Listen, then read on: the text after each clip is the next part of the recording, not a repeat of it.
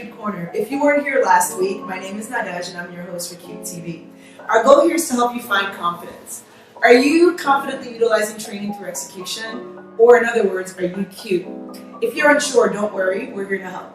I would like to welcome back to the couch CheerTD's very own Sean. Welcome back. Hello. How's it going? It's going good. I'm a little tired today, we could pull up cheerleading, we'll do that to your training. Okay, cool, you guys. So last week we talked about how to find your real issues behind a flyer's lack of confidence when they're actually executing their skills. So our episode today is about how we're going to figure out, we've already identified what your issues could be. Once you've done that, now how can we help you figure out a way to determine a plan of action of what are you going to do next. So today's topic is going to be about what are you going to do next to help overcome your confidence issues. So, Sean, knowing what you know about cheerleading, and you've also been a flyer, so again, this is a better perspective coming from you, and me, I guess, as well. What are your expectations when you're going up in the air? And tell me a little bit more about like what a flyer should really think from your perspective before they move on to hit a skill. And let's talk about not just like any warm-up skills, let's talk about like the hardest skill that you're going to execute in a practice for a competition season. I definitely think it's all about the mentality, because even as beyond cheerleading, if you go into any situation with the mentality of, oh, it's going to go wrong, it starts here and then it's a trickling effect all the way down. So as soon as you step in, even as soon as you load in, you're already thinking about it. So as soon as you push off, that's already just going down. So I think the mentality of it needs to be very focused and it needs to be very positive so that you have a positive outcome. I agree with that. I think when I was a flyer, one of the things that my coaches used to help us implement within our stunt groups was a level of encouragement, right? So my back spot knew, like I used to hate doing heel stretch double downs. Oh, I don't know why. I just felt like I would like black out. So one thing that my back spotter would do when she knew I was so scared, she would always do like, remember, go up there and just wrap tight and just don't open. And that's what I would remember. That reminder. Yeah. And then it's like a little bit of a boost of confidence, because I feel like you taking the time to be my back spotter and reminding me of a point where you know I'm not as strong with confidence. Yeah, exactly. It makes me execute a little bit better.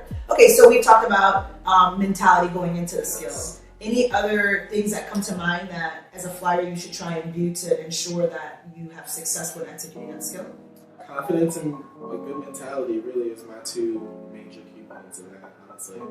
Well, I think that one thing that is a great concept that we bring to our trainings when we work with our teams, we're always yelling at the flyers to be extremely aggressive in what they're attempting, right? Like, don't just go up there and like hit your high V after you hit your lip. Like, get up there and like hit sharp. You know what I mean? Hit it. So I feel like that's another big piece of the puzzle to helping you feel confident in what you're doing. Okay, so then anything else that comes to mind that if I'm trying to basically adjust this behavior of being extremely shy, super low confidence in the air, what else can I do to put a plan of action in place to say, okay, this is going to help me have the most success? Just do it on the ground. Do it on the ground a million times, before you feel confident to go in the air. Like, use a stool to step on and do it very confidently, because if you can do it confidently on the ground, then you can do it in the air. So. Well, I think that for women, it's really difficult, right? You feel stupid. Yeah, and I think it's enough confidence. Exactly. Yeah. Like, I think it's just the mentality, because when we do it, when we're by ourselves, we can just be the silliest person. Yes. But then it's like when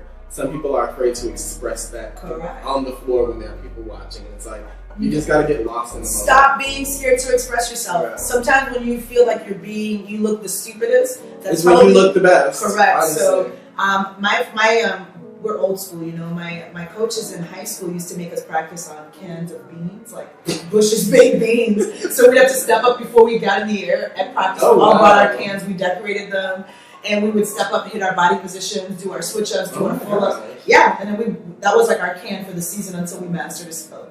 So with our kids, we're not making our kids in training use cans, right? We make them use our Bosu balls. I'm okay with it. Whatever it is, as long as it's something that's a platform to step up on, especially for like the high skills, and really helps. We use the Bosu balls in training in our camp. So anything, a chair, a staircase, a couch, something that's...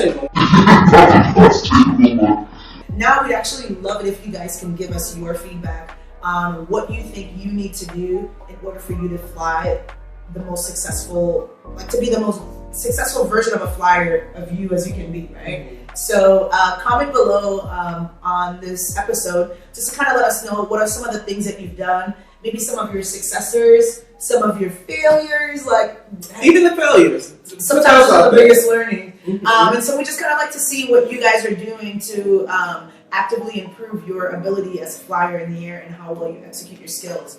So we can help you, and we'll chime in, of course, Sean and I will, to see how we can help you be the best flyer that we can be.